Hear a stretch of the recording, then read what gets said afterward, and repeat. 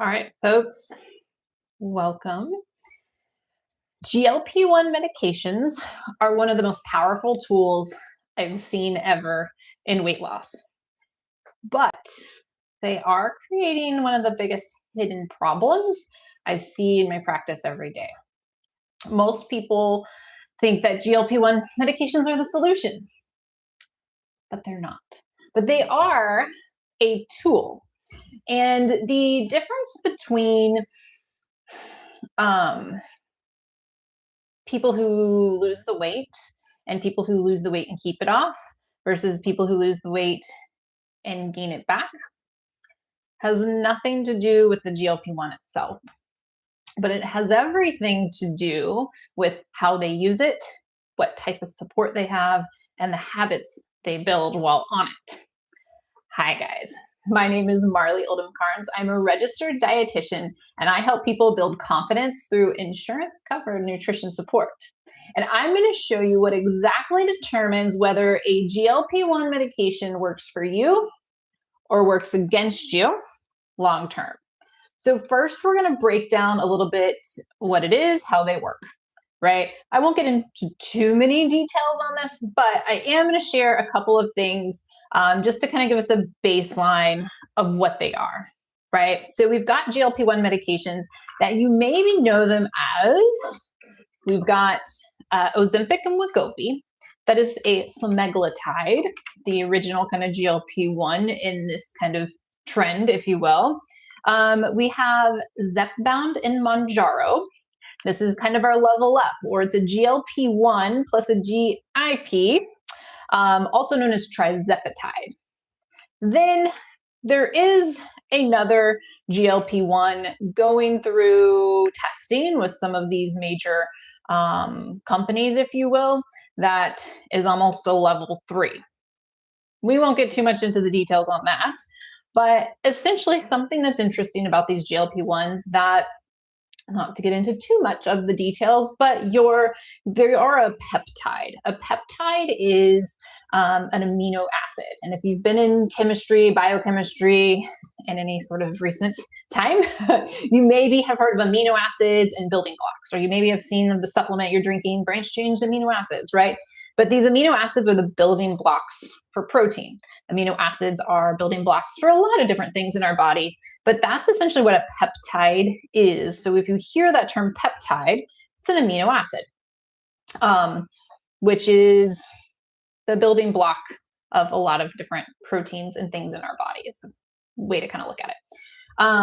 The difference in let's call it the semaglutide, that's our Ozempic and Wegovys, and our trizepatide, which is our Zepbounds and our Mounjaros, is a little bit in how they work.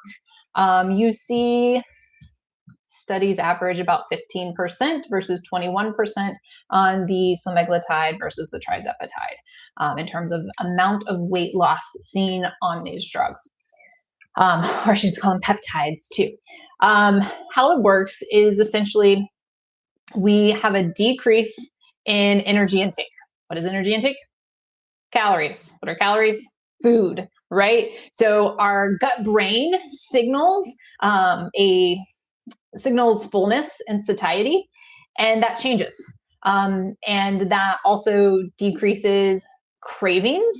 You maybe have heard of like food noise, turning down or turning off some of the food noise or the chatter, right? And then the value, what I've seen with a lot of my patients, which is interesting, the value of food kind of changes in terms of like, oh, we used to be so excited about having this whatever, and now you're just like, I really don't care for that brownie or that chocolate or that alcohol or whatever it is.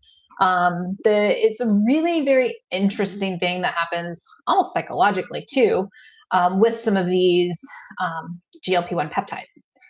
The other thing that happens, so number one, we're decreasing intake, we're feeling, that gut brain signal is telling us that we're feeling full faster, we're not as hungry, we're not craving things, we're not having so much of the food noise and chatter. The other thing that happens that's interesting is it actually slows down what's gastric emptying, which is our digestive process, right? So this is helps slow down digestion. If you've ever been told, like, slow down and eat slower, chew your food more, take more time, sip water in between drinks, right? Essentially, we're slowing down that digestive process to help you feel full faster. And that leads to one of our major side effects, if you will, with some of these GLP-1 peptides is constipation. So fiber and hydration becomes really important on these medications, which is sometimes hard when you're not so hungry. You don't necessarily always want to eat a whole bunch of vegetables, right? Or you're really sometimes not even that thirsty, or drinking water even makes you full. So those are some of the nuances that happens. And another thing that is when we kind of look more towards the trizepatides, the Zepbounds, the Mounjaros, this one, I like to think of it a little bit more like it's also using energy better, or you see more weight loss in it because it's also working on your hormone insulin, right? And insulin is what's helping us when we have sugars get into our cells, right? You maybe heard of diabetes and insulin resistance and all these things, right? So we're using the sugars, the nutrients from food better, and can actually enhance some of that fat metabolism with the trizepatide or that Zepbound Mounjaro option. That's kind of the leg up, if you will, from the semaglutide, the Ozempics, the Wegovys, which again, those also decrease your digestion time or your gastric emptying. It helps release insulin, right, which we need, and also decreases that appetite. The trizepatide does all of that plus more. So I wanted to give you guys just kind of the basic foundations of what are GLP-1s and peptides and what are the different types and the names and all of that. I'm going to be just talking about semaglutide, trizepatide, but you've kind of got an idea of what the Ozempic Wegovy is, the semaglutide, the Zepbound, the Mounjaro is the trizepatide. If you're looking at kind of the brand names, sometimes it gets a little confusing, but we got a GLP-1. Then we got the kind of the level up, the trizepatide. So that's how they work. They reduce the gut emptying. They make you feel full. They reduce your appetite. What can happen though, or some of the hidden risks that no one talks about, is the mistakes I see commonly is not getting enough protein, is eating too little, right? Not doing strength training, hint.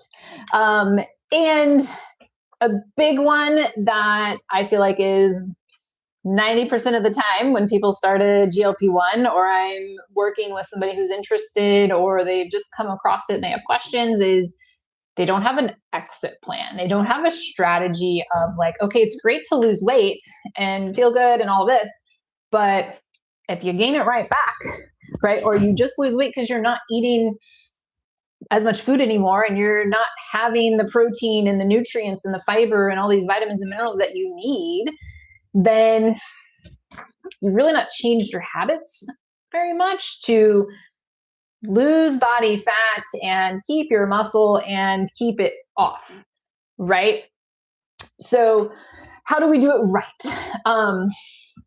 Well, protein combined with strength training. And our strength training doesn't have to be, I go to the gym for 2 hours Monday through Friday and get a long run on the weekend. It can be as simple as like maybe doing some body weight exercises, maybe doing some exercise snacks. I love exercise snacks, right? You're busy, but you have a Zoom call. After you get off the Zoom call, do 20 push-ups, right? Or do 10 squats, right? Do some crunches, like do something throughout the day that you can build that muscle mass a little bit, right? Using those muscles.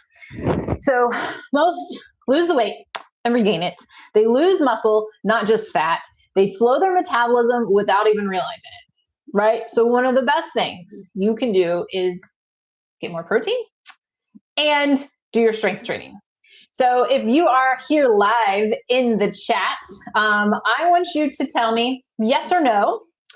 Do you think you get enough protein in the day? And if you're not sure, then I want you to put a question mark. Maybe you don't know how much protein you need to get in a day. So I'm gonna have you throw that in the chat kind of as we go here. Do you get enough protein in the day? Yes or no? And do you know how much? If you don't get enough protein or you don't know, put a question mark if you don't know how much protein you need. And that's something exactly my team of dietitians, we do, especially when we're working with somebody on a GLP-1, is talking through, well, how much protein do you need? Not necessarily like, oh, here's how many grams to eat and here's all your macros and calories, right? It could be as simple as, hey, this is what breakfast is going to look like. Let's start with that, right? Or you're feeling full. How do you get more protein in your diet when you're feeling really full? Well, maybe we have exercise snacks stuff. Maybe we're having snacks throughout the day, high protein snacks, right? Really prioritizing that protein, combine that with that strength training.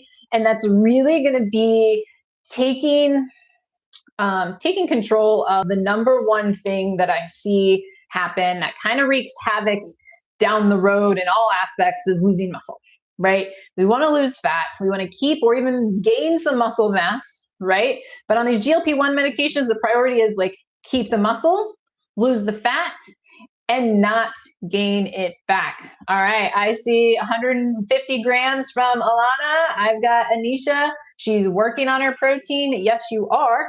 Thank you guys for commenting in there on the chat. So protein, we all know protein is super important for us, right? The number 2 mistake, which kind of goes along, if you're not getting enough protein in, then I'm also going to be asking, well, are you getting enough calories in general, right? It's hard to get enough calories when you're not hungry. And sometimes people get on GLP-1, they're like excited. Wow, I'm not hungry all the time. This is great, right? And now before you know it, it's 3 o'clock and you're like, oh, I haven't had anything to eat today, right? I see it all the time. So too little calories. What happens when we don't have enough calories, right? Then we're looking at, okay, our body needs to start breaking down things to get more energy. And so yes, it'll break down fat, a great energy source, but our muscle mass also will start to be compromised when we don't eat enough calories. So if you feel like you don't get enough calories, I want you to if you can give me a sad face. If you feel like you do get enough calories, I want you to tell me what your favorite high protein snack is. I'm gonna have you type that in the chat. So favorite high protein snack, or if you have a sad face, then I'm gonna come talk to you later. Just joking. All right, so how do we do this right? We have our strength training, our protein. How do we get enough to eat? Or you go a Built Bar, says Elizabeth. Yes, I like it. Protein, quick, easy, convenient. You can throw it in your bag.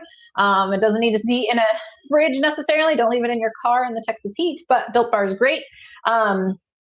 But if we're struggling with eating too little calories, some things that have been really helpful to, again, eating enough so we're keeping our metabolism and keeping our muscles so that we don't go off of this and then gain weight back, right, is going to be structured eating, right? So that may be working with a dietitian and coming up with a structured plan, right? That may be talking with ChatGPT and kind of saying like, okay, hey, I need to be having more structure in my day. Here's what my day looks like. Maybe you have a planner or a calendar for work, right? I have some patients who put little sticky notes on their computer or a actual task on their calendar to remind them to eat. If you've not been on a GLP-1 medication or you feel like that's never been a struggle for me, it does happen. And that is a really great way to put in some structure. So just like with anything for nutrition, you always will hear me say, have a plan, have a plan, have a plan, right? So we want to have some structured eating because it's hard to remember to eat when you're not hungry and you're really busy, right? And we want that structured eating to consist of protein, right? I got some cottage cheese pancakes from Joelle. Ooh, that sounds good. We have cottage cheese with mini chocolate chips. All right, we'll have to try that one. Weird but satisfying. I'll take your word for it, Alana. So doing it right, having some structured eating. Now, another piece of the puzzle is going to be, we talked about that slowed gastric emptying or your digestion slowing, right? You kind of maybe feel full, you maybe feel kind of heavy, right? You maybe haven't had a bowel movement in a couple days, right? So our hydration and our fiber and overall our nutrient dense food is going to be something that's going to be really important on a GLP-1. Is really making sure you're staying hydrated. Oftentimes I'll tell folks about half of your weight in ounces is a good place to kind of start. If you're on a GLP-1, you may shy away from some of the carbonated drinks because, again, that may make you feel even more full. We don't necessarily want to be trying to feel more full on a GLP-1 when it's hard to eat something, right? So making sure you're getting your water in there, nutrient-dense foods, what is that going to look like? Your fruits, your veggies, that fiber, right? Your fruits and veggies, we've got fiber, we got lots of micronutrients or vitamins, minerals, and sometimes too, things like watermelon even like can be kind of hydrating as well. So hydration and our nutrients, i.e. our fiber, is going to help keep things going and keep the digestive process moving. So you also feel more comfortable. You don't feel as nauseous or acid reflux or bloated or big or like, oh, I just am moving slow, right? Really focus in on that hydration and that fiber piece. That is absolutely key. Somebody says they have, Miss Elizabeth says, Magic Spoon cereal. All right, there's some different Magic Spoon cereals out there. Maybe get some fat-free, high-protein, lactose-free Fairlife milk with that, if you can have milk. But yeah, and especially again, with any of these high protein foods, or even a little bit more of these processed protein foods, like our bars and our cereals and things, again, making sure we have fiber. I would say if you could put some blueberries in with your cereal, right? Or with the pancakes, maybe it's a protein shake and some like a plum or something, right? So you get some fruit and fiber in with the protein. It often can be that simple in terms of like, okay, you're not really that hungry and you don't want to eat a whole bunch of fiber or veggies. Let's just add a fruit with a protein shake, right? So that can be very helpful there. Miss Mandy says high protein Greek yogurt with frozen blueberries. That's one of my favorites as well. And things like chia seeds, flax seeds, those are great things you can kind of just spoon into, whether it's yogurt or cereal or salads or oatmeal. If you're making like an overnight oats, chia seeds are great for that. But the fiber piece is really important for the GLP-1s, along with the hydration, and that's all part of that process of things slowing down. All right, so let's see, who is this for? Who should or should not take a GLP-1? I'm going to say, so there's several instances where it may, again, you're always going to talk to your doctor and go with your doctor's guidance and their recommendations on titrating and changes for your dosage. I will say the appetite suppressing piece. So there's kind of a double-edged sword here. The appetite suppressing piece actually will start to, and I was looking at some studies on this because I've heard it, but the appetite suppressing piece actually will start to fade away the longer you're on these GLP-1s, right? So often I'll see people like, oh, my hunger came back, it's not working anymore, or now I need to switch to a different one, right? Well, even more so reason to start building the habits of smaller portions and choosing more nutrient dense, protein rich, high fiber foods. When your appetite does come back, you're feeling full longer because you have more stable blood sugars and you have the fiber and the protein in there. But so somebody who has I want to say a higher BMI, but I would rather say somebody who has a higher body fat percentage. And so if you've ever done any of like a DEXA scan or a InBody or the little body composition scales at home that you stand on, right? BMI, put that aside. Look at the body fat percentage, and even like to look at the body fat percentage for your gender, your age range, right? Because if you're comparing yourself to an 18-year-old and you're a 50-year-old female, they're going to look very different for body fat percentages that are healthy at those ages, right? So that's one of the things that, especially if you're talking to a doctor, you're considering a GLP-1, they're going to look at your body fat. And sometimes it's cut and dry with BMI if they just need a height weight, right? But that's one of the criteria that they're going to be looking at, because it's ultimately part of what the GLP-1 is doing, is helping you reduce body fat. They also will reduce muscle mass without protein, strength training, eating enough, right? Also can be helpful for blood sugars. You maybe have heard, some insurance companies or some doctors out there only prescribe it if you have diabetes or you're pre-diabetic, right? They're usually looking at like an A1C number on your lab work. If you get your annual physical, which I recommend everybody go get your annual labs done, please. But those are a couple things that kind of are like the big things that we're looking at of like, what is a GLP-1 appropriate for and used for? What I'll say it's not for is, y'all are gonna love this one. It's not if you're looking for a quick fix without willing to do some of the habit changes that make it into a healthy lifestyle for you, right? You guys probably didn't think I was gonna say that. A lot of people are using it for a quick fix, and it does work really well. But again, like we said, it's a tool that we also have to have the work and the habits to put in to be living a healthier life sustainably with nutrient dense foods and not just not eating anymore, right? So there are some medical considerations, and this would be, again, talking with your doctor about pros and cons and risks, right? They're going to look at some of your medical history. Contraindications might be if somebody has thyroid cancer, pancreatitis, then they're not going to be, more than likely, your doctor's not going to be prescribing a GLP-1 in that kind of instance. But those are kind of the big ones there that are big, like red flag, no. Some of the things that I've seen, common side effects, we talked about the constipation, a little bit of like the acid reflux, right? Sometimes also, and this isn't necessarily just GLP-1 specific, but when someone loses weight relatively quickly, or what is seen sometimes with GLP-1 medications is going to be like gallstones. So that is one thing too. I have seen when somebody's losing weight real quickly, there is a little bit more likelihood for something like that to happen. So do be aware, working with your provider, and highly suggest working with a nutrition professional as well, where you can, I say this all the time in my sessions, you can lose weight. I don't necessarily want you to lose weight quickly. I really care about weight that you lose slowly. That means you're going to keep it off, right? Because if you're losing weight slowly, then likely, hopefully, we're losing weight slowly because we're losing body fat, we're keeping muscle. You see quick fixes, right? You see people drop down in their weight when they lose a bunch of body fat and they lose muscle, right? Guess what? Less muscle, our metabolism starts to slow down. Muscles and metabolically active tissue. So that's part of why we age. Our metabolism goes down because we don't necessarily have as much muscle unless you're eating protein and strength training, right? Same thing with these GLP-1 medications. We don't want to see big drop down, because we see a big drop down, oftentimes we see another big hike up. And a lot of times that has to do with we're trying to do things too quickly. We want it now, right? These definitely expedite things for you.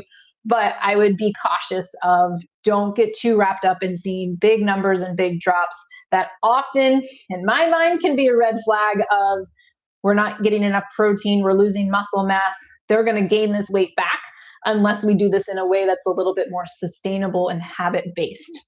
So those are, again, a couple of little things. There is, if you're, again, working with your doctor, if you ever do, sometimes doctors aren't always talking to each other. One of the things I've seen with my patients too is if you're going under like anesthesia for something, you do have to go off of the GLP-1s before that. That's kind of a nuanced things there. But the most common is going to be nausea, vomiting, constipation, maybe some abdominal pain. Again, that generally happens when you're first starting or you're going up on a dose. What I have seen some providers do, and again, you're work with your doctor on this, but I have seen some providers to help with the weight regain risk, titrate down. So just like a lot of GLP-1 users titrate up, where they start increasing their doses. I've seen some doctors actually start decreasing doses as you kind of come off of that GLP-1. And I've seen that be really successful for some of the folks there. All right, we are about at time, but the goal with the GLP-1s, as you guys are gonna not be happy about this, but the goal is not weight loss, if you will. It's to build a body and build habits that you can maintain weight loss without needing the GLP-1. Right? It may be the kickstart, but the ultimate goal is not to lose the weight, but to be able to get to a weight that's healthy for you and be able to maintain that and get the nutrients you need and be a healthy role model for your kids, eating a dinner with a variety of colors and protein on your plate, right? So that's going to wrap us up for our GLP-1 talk. Thank you guys for hopping in. I just wanted to also share that, our team of dietitians, we have a GLP-1 specialist, Mandy, but all of our dietitians are very familiar with our GLP-1 population. We see a lot of that right now, and a lot of really great success stories with that. Because if you're using a GLP-1 medication, then you really have to be doing the lifestyle habits too for it to be, again, the goal of getting healthy. Maybe that includes body fat loss, right? But keeping it off and living a healthy life and not necessarily having to rely on a GLP-1 medication for the rest of your life to be able to sustain that weight loss, right? So you don't have to figure it out on your own. You're welcome. We do take most insurance plans. If you would like, you can text GLP-1 to our phone number. I'm going to drop it in the chat here. It's going to be 469-300-1392. If you text GLP-1 to that number, it'll give you a link to our insurance booking page and then a direct link to just booking with a dietitian instantly. If you are curious on learning a little bit more or getting some help with some of these GLP-1 medications. But thank you guys for hopping on, for your interactions. I love it. Let's build some good habits, and I will see you guys next month, end of the month, 7 p.m. Last Wednesday of each month. We'll be doing some more nutrition talks. Thanks, y'all.